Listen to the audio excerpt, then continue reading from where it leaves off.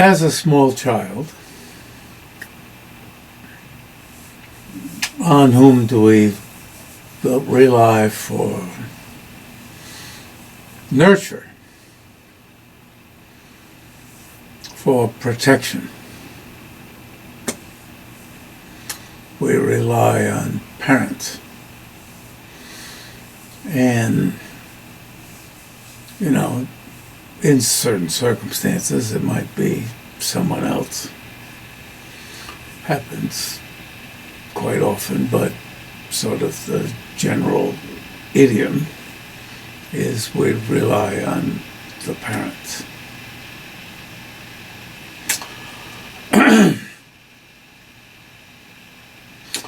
And as His Holiness says, from birds on up,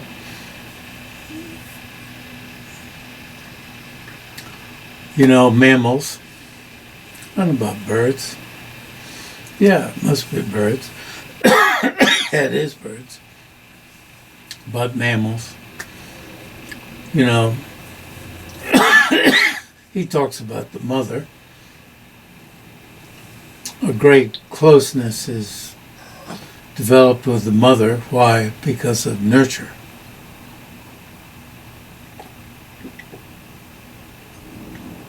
So there's a lot of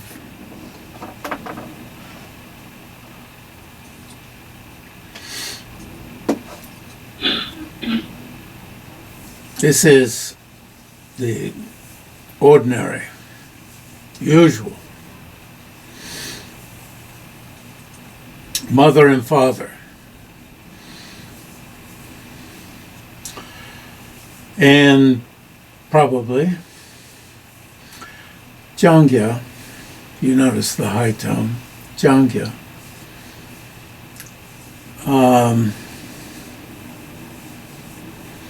uses familiar words. Well, in Tibetan, ama,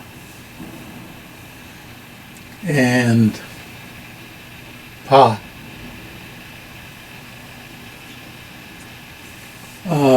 But ama. So, typical words in English, but we all had favorites, you know, in families. You know, what did you call your mother as a child? Mama, mom. What are some others?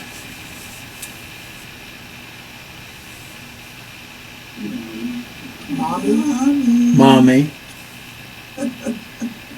In English, right? We've got a couple other speakers here. What did the other speakers?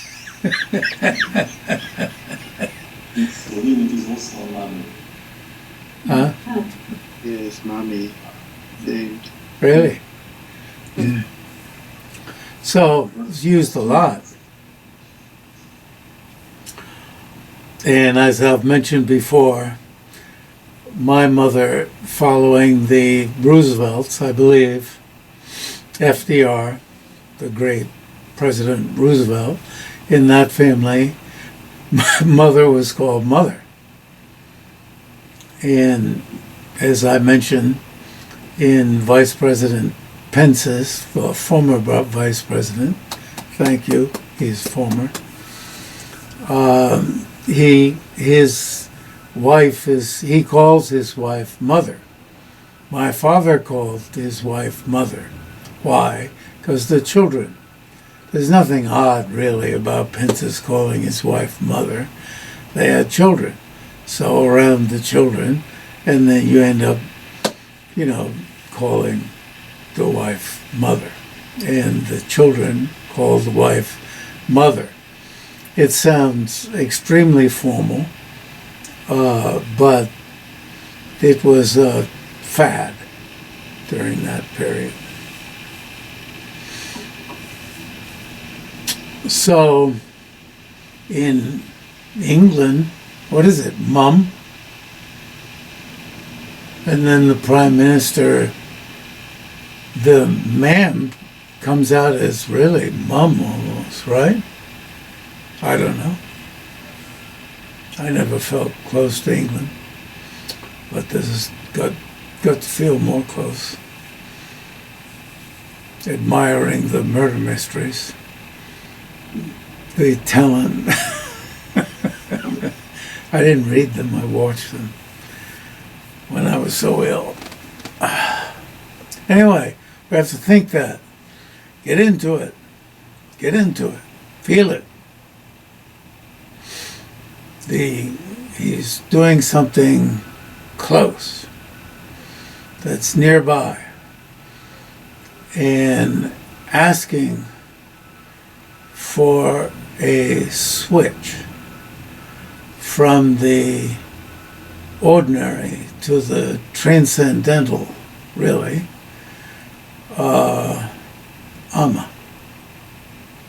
Mama. The transcendental Ama.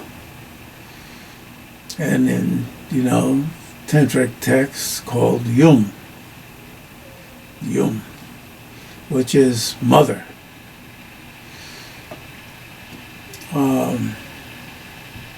But the transcendental, switch to the transcendental and mother and the transcendental father. Now the ordinary father is this stuff around us. Even if emptiness is a dependent arising, here, dependent arising is everything but emptiness. And these dependent arisings are born from ignorance.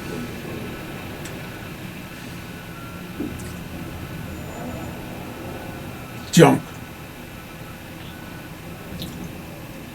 But the transcendental father, nurturer, the transcendental nurturer,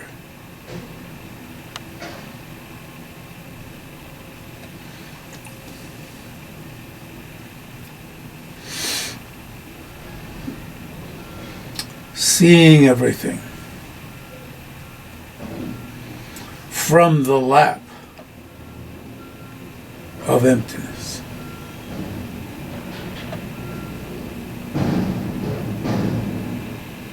From the lap of the transcendental mother.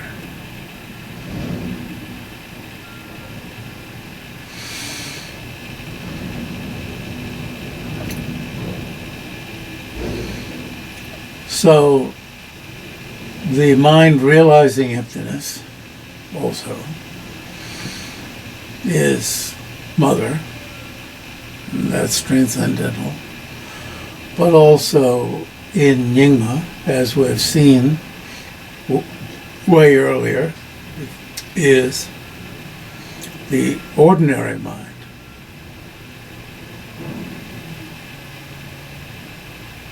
It's called the ordinary mind because it's right here inside within us.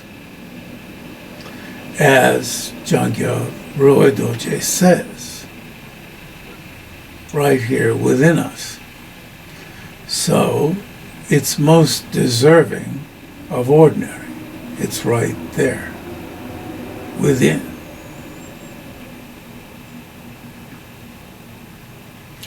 So to the, ordinary then comes to have two meanings from these junk-dependent arisings.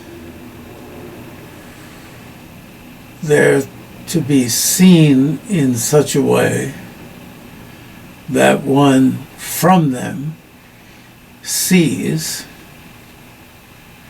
the mother, emptiness.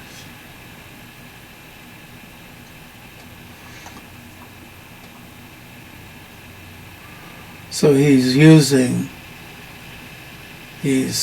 coaxing us from the very familiar, attached mother and father toward the transcendental, but also most ordinary, coaxing us out of the ordinary in one sense, mother and father, toward the extraordinary, mother and father, that are ordinary in that Nyingma-use.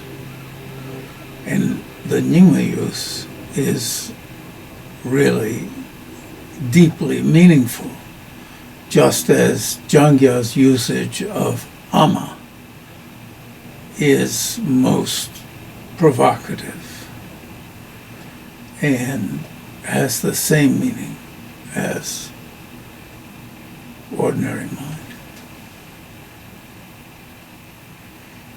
which is really, it's not really transcendental mind, because transcendental mind, when you have it, is ordinary mind. And to find it, one must find it amongst the ordinary. And depending on how you read, how one reads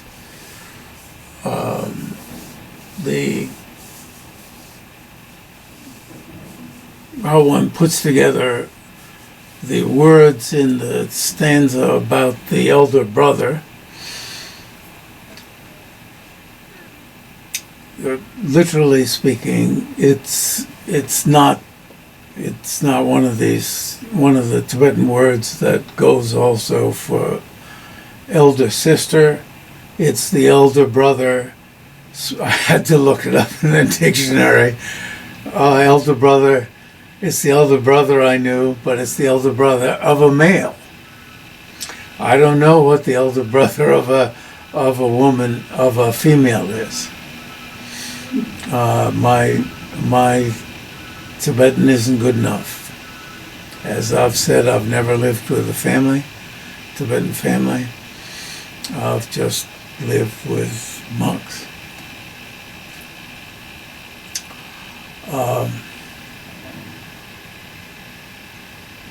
Anyway, that Jojo, which it always, when it comes to, there was a kid very early on in grade school, Jojo Marcello.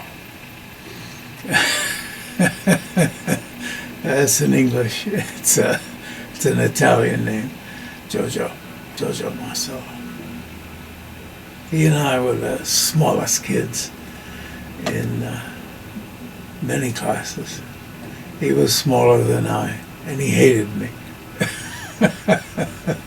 Hated me on sight. But anyway, Jojo, one way it's read is the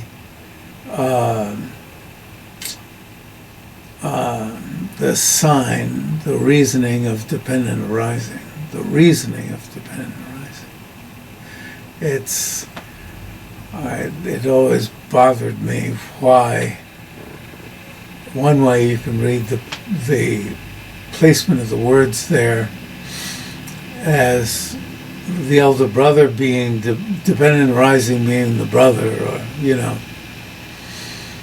the metaphor, the simile being the elder brother, but then it's been the father all along, so it's really strange. But the reasoning, the sign, or even the inference in that line. And I do think that's his intention. In other words, this the elder brother is an elder brother for a male and the equivalent for a female. Somebody within this family family of nurturers becomes, is a transformation of ordinary dependent arising would be like a street sign. And a sign, we have all sorts of signs. A sign of a good pizza.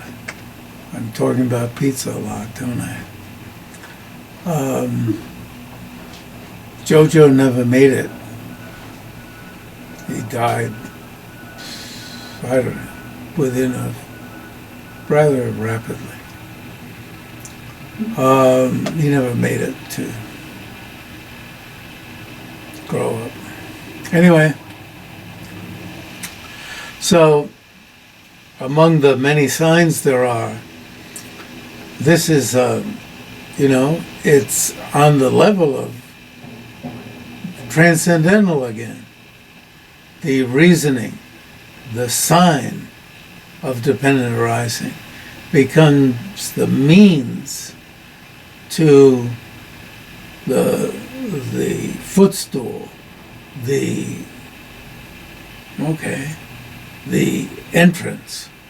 entranceway for realizing emptiness. So that's the family metaphors, similes, and not knowing, not having vast acquaintance with Tibetan literature, I wouldn't want to venture to say that this is a common theme throughout Tibetan literature. I would venture to say it is not. I would say that it was. I would want to say, and I will say, that Jang-kya Röl-pay began it, whatever there is, and he was famous for it. And people undoubtedly find it cute. They know about it. He was famous for it. And it's up to us to delve into its meaning and why he did it. He himself was extremely well read in philosophical and practical, religiously practical literature. And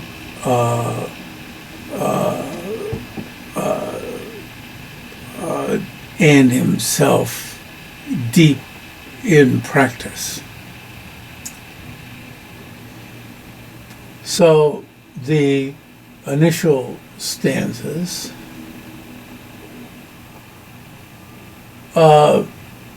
the first stanza is to Mañjushrī, who's also known as Mañjushrīghoṣha, but here is a combination name of Mañjushrīghoṣha. One might think, if one didn't read Tibetan, usually it's Jambayang in Tibetan, but this is Jambelyang. And this name is used for Tsongkhapa also as another name for Tsongkhapa in Jang-kya's first stanza.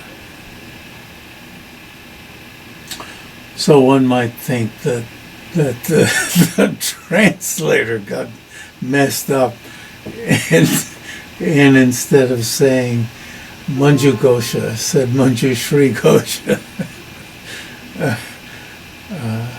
If one couldn't read the Tibetan. I don't know if it appears in Sanskrit or if it's a Tibetan innovation. And it's a sovereign of speech. The Manju is the 60 Sungyang Tuju, the 60 Sungyang Yunden, is it? Tuju, something like that. The 60 qualities of melodious speech.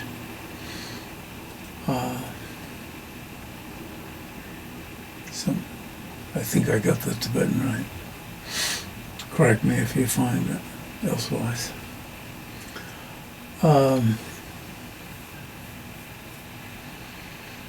Manju is soft, melodious. Shri is glorious, but I don't want to go too far. Anyway. Then to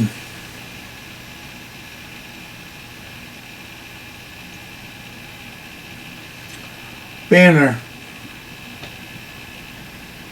These are victory banners, and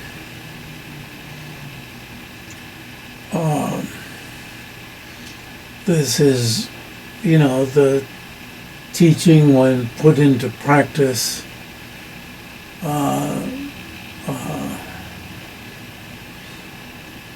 brings about victory over the afflictive emotions and the obstructions to omniscience, the obstructions to liberation from sickly existence. So that kind of victory, it's obviously not what are the enemies. It's not some foreign powers, but the metaphors, what comes first? The warrior banner or the religious banner? Well, probably the warrior banner, but then that itself is transformed into the religious banner, if one. The discourse, so you can read that. Great wisdom, intelligence, compassion. No, I already went on to the next stanza.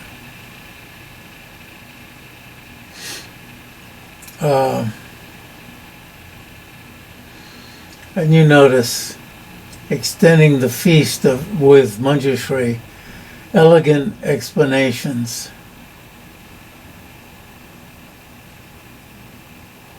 Lekshe. I thought Thurman's word, at first, I wanted to stick more closely lake as good, but of course we do have another word for good, and I thought his translation as elegant, but elegant not just being fancy, but elegant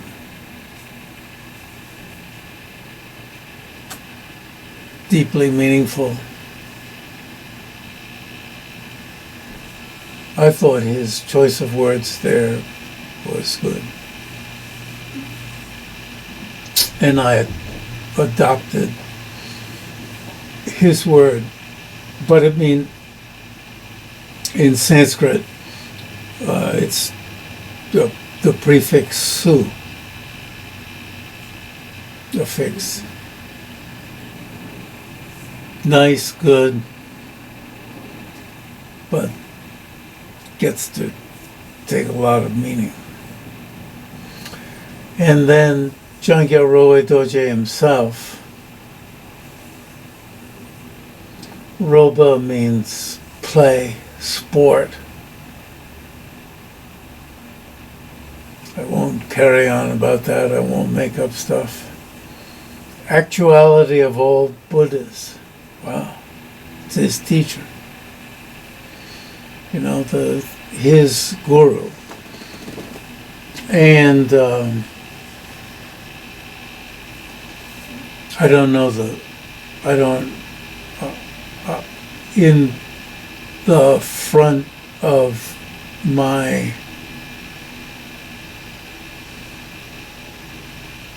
Emptiness Yoga book is a condensed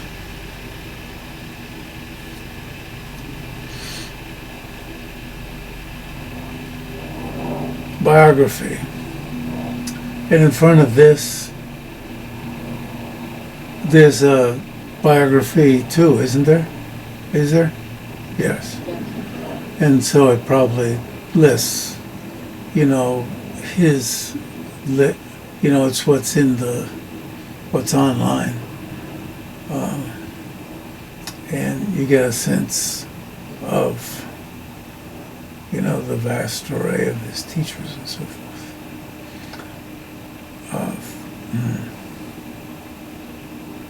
Of Kön-chog-jig-me-wang-po's. This is written by Kön-chog-jig-me-wang-po, these stanzas. So he's praising his teacher, Röl-pay-dor-je, Jang-kya Röl-pay. Wisdom. What is the wonderful wisdom? It's the one seeing the two truths.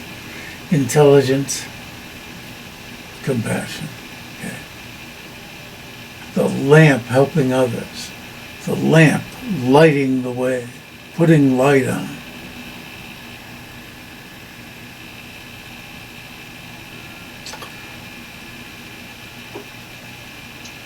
Discourse. Tearing mundane existence is the same as cyclic existence. Tearing it to shreds. Really. Disturbing it. At minimum, disturbing it.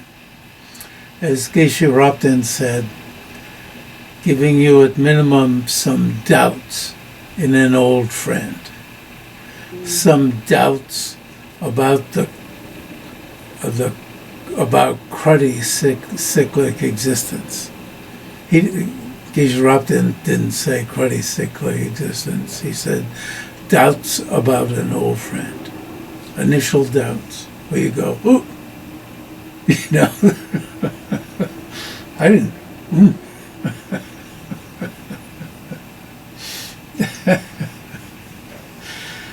Proclaimed in your song.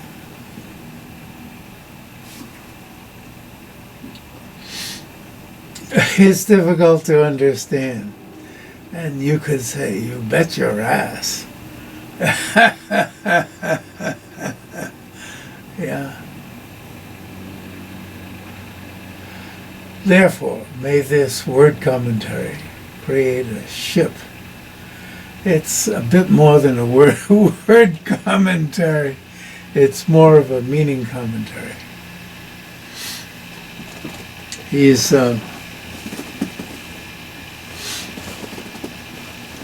downplaying his Kön-chog-jig-me-wang-po is assuming a king-kyung, a posture of modesty.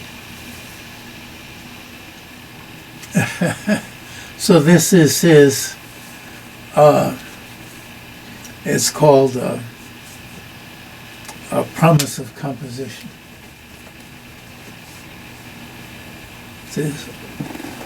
It's I'm going to do it and I'm going to finish it. There's an old man relative to my age, he was probably 20 years younger. He had been a boxer and he had to give up I guess he was knocked on his ass or something. Went into life insurance. He was from somewhere in upstate, Binghamton, in upstate New York. Went into insurance, T. George Bloom, and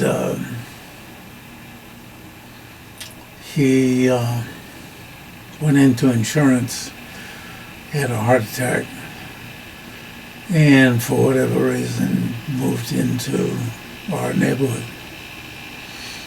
far enough away from my family. Short walk, but not that short. So, and he was my mentor. Why did I bring him up? Too many images began appearing to my mind. Posture of modesty. What? Posture of modesty. And also, I'm going to finish it. Yes, told me to finish things over and over and over again. And he praised me then for always finishing. He then gave me tasks to finish. And then praised me when I finished them. And I do have that ethic. Even when His Holiness asked me to translate a couple texts, I just immediately said no. Right to his face. I said no. But now I'm doing them. I realized I was already doing one because of doing Giant Shiva's massive textbook on Chandrakirti's supplement to Nagarjuna's treatise on the middle. Well, okay, he asked me to do Chandrakirti's supplement, to which I said no. And then I sometime later realized, well, our group is already doing that, and it means I'm doing it because I'm editing it. So then I admitted to him, okay, we're already doing it.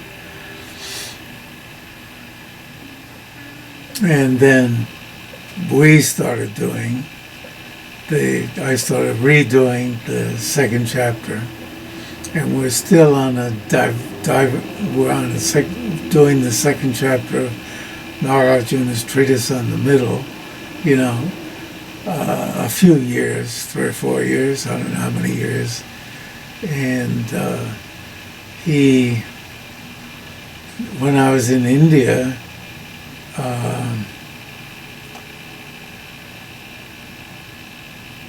when I was showing him what we would, and he kept saying, and I said, yes, finally I said, yes, I have started with that. Put it in the back of my mind. Good thing to do. And Jombo Yi, who was one of our translators, he needed a new task, so I asked him to begin working, and he's now done 2 chapters of Chandrakirti. So His Holiness wanted Nagarjuna's treatise on the middle, so if you do Chandrakirti's commentary on it, and our way of doing it is to do it by way of Tsongkhapa's commentary, and thus you'd end up doing all 3 at the same time. Otherwise, doing Nagarjuna alone, you end up with junk. I would end up with junk. And if I do Chandrakirti, end up with mistakes. I need Tsongkhapa. Okay. Having doubts, having qualms, at minimum.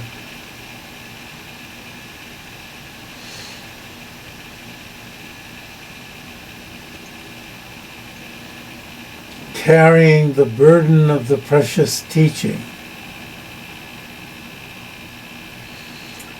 He has become the excellent, I'm somewhere down in the prose, and the last resort of migrators. I've come back to my original word, migrators. Seeing all internal dependent risings like the optical illusion of the moon. So how do we transform the crap dependent arisings into the transcendental, shall we say, weapon, transcendental nurturer that will impel us into the lap of the mother. Wow, I'm right? In Nyingma, it's the child coming up on the mother's lap. You know, in the happy state of coming back up on the mother's lap and just being so pleased.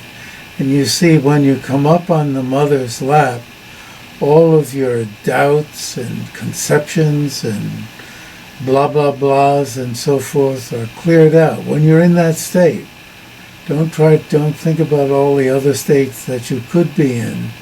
Remember, think on, imagine, play act, this is poetry. But meditation is poetry of imagining that state where everything clears out, like there's supposedly is a stone that when you put in a pond, it clears out all the it's not mud. What is that? The brown stuff that's in the pond, and all the film clears out all the film. Film, another word? Muddiness. What else? Another word?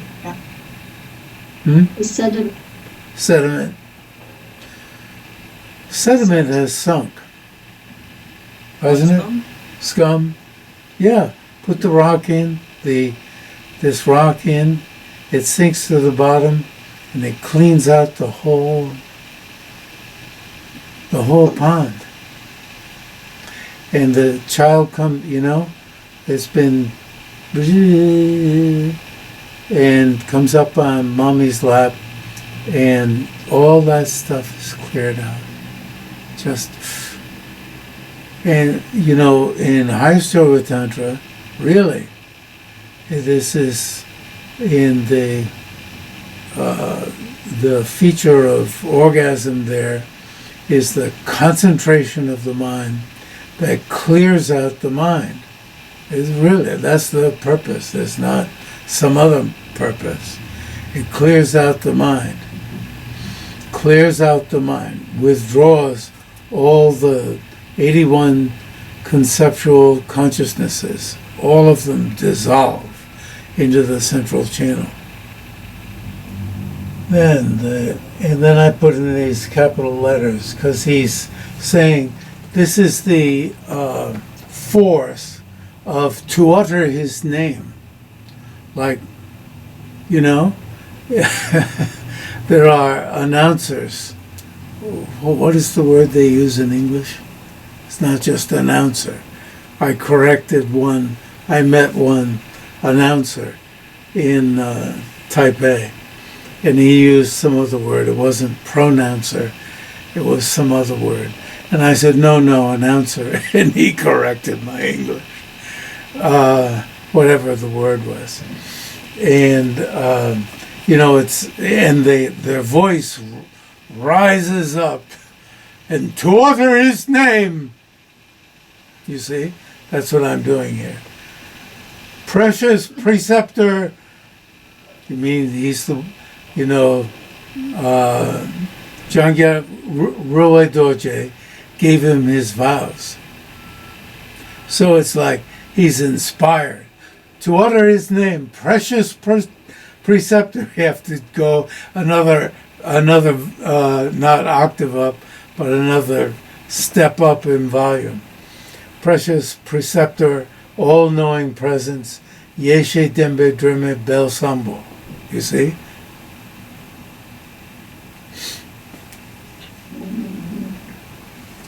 It's like an orator, Jeffrey. Yes.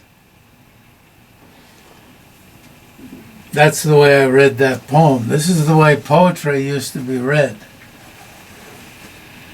The way Dylan Thomas read his poems. And that's the way I read that poem, The Wanderer. Although I didn't read it quite the way I read it when I was practicing it. I read it to the point where I was crying when I was practicing. I think if I ever get another chance, I will go ahead and cry. But it's read out of grief, and so it's most suitable to cry. But people will think I'm in grief myself. You know, the poor old man, he's grieving. He's led a life, and it's led to ruin. In order to generate another such realization, as he had found, proclaimed this extraordinary identification of the view in the form of a song. The doctrine to be explained here.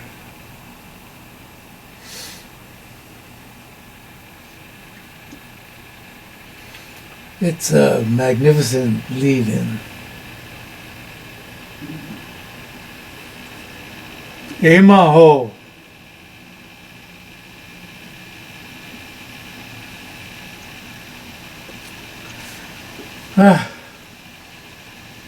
Oh my God, we've gotten to the end.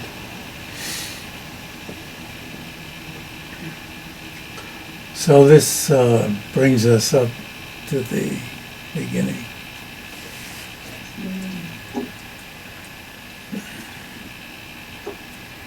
And it's, as you can see, from my going over this in taking the time to put in the detail, to do the detailed editing.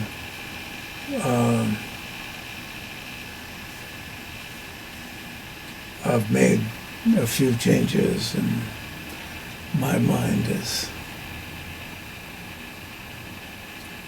been inspired. So, and given that Guntan Gunjo-tenbe-drime quoted this entire, it's not that long, poem, not the commentary. Well, did it say it? I wonder if it quoted the commentary along with it. You would think he would quote the commentary, but no, let's see. Maybe he would quote the commentary. Because his teacher is Kön-chog-jig-me-wang-po. In his meaningful praise of Tsongkhapa, chocked full of meaning. He quoted the entire thing in his meaningful, you see the word meaningful praise of Tsongkhapa. Not just a blah blah praise, but a praise chocked full of meaning. And indeed, what we read from Guntan Gunjo-tenbe-drime was chocked full of meaning. And he quoted this because this is a good part of his, a good part of his sources, along with Tsongkhapa's work, etc., Nagarjuna Chandrakirti. And so he's directing us to read this. And since this is in the air nowadays, I thought to put the proper amount of time in it finally. Okay. next week. Good day. Thank you.